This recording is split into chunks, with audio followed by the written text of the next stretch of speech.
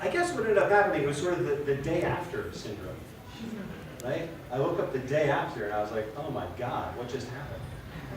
And so, probably like many of you, like I got on the computer and I was whining, and I was really whining with a lot of people.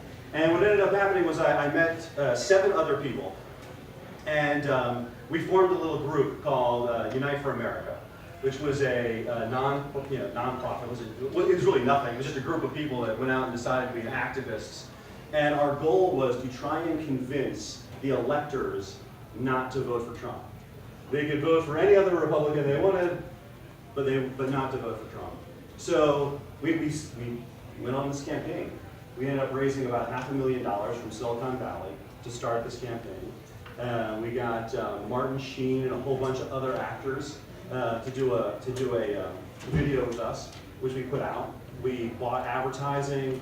We did a lot of stuff to try and stop it from happening. And I actually went and knocked on electors' doors all through Pennsylvania, just asking them, please, will you vote for somebody else?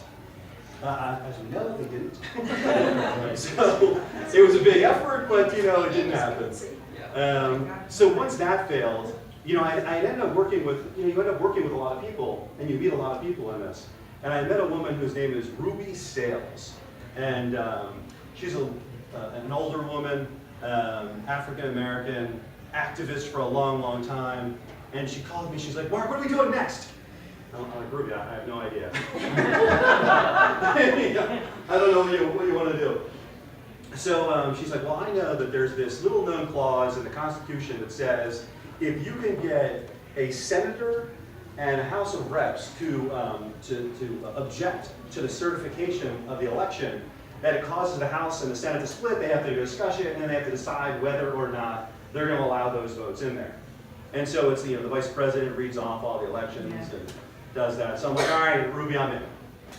So we started this huge process where our goal was to stop them from voting for Trump, or for their votes for counting, and then it would have gone back to the House for the election.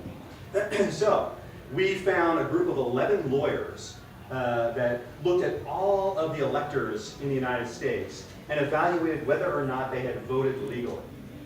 And it turned out that there was 50 Republican electors that did not vote legally. So what does that mean? It could be a small little thing, right? So in one case it was the Attorney General of Florida.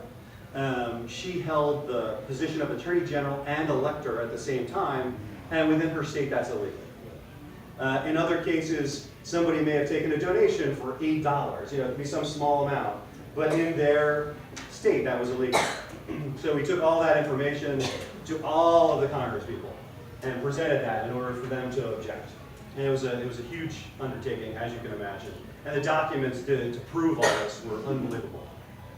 So we did that. We also went to them about the Russian interference at that time. We said, look, legally, a person is not allowed to assist our enemy. And since they were unsure if Russia was our enemy, then they should, their vote should not be counted. It should go to Congress. So that was the second issue that we took. And then we also took an issue around voter suppression.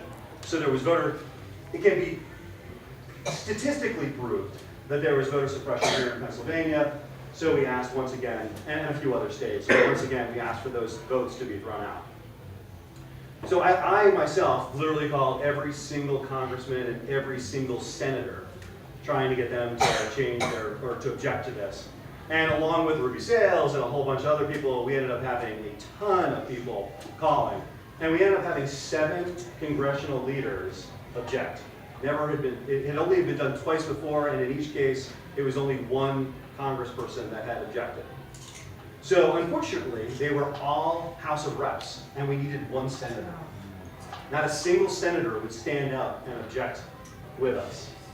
So once again, it was sort of, as we know where we are, it was a failure.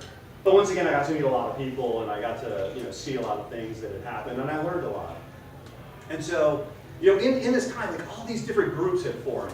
So, there was Fierce, and there was Indivisible, and Unite for America, and just tons of activist groups sort of grew up.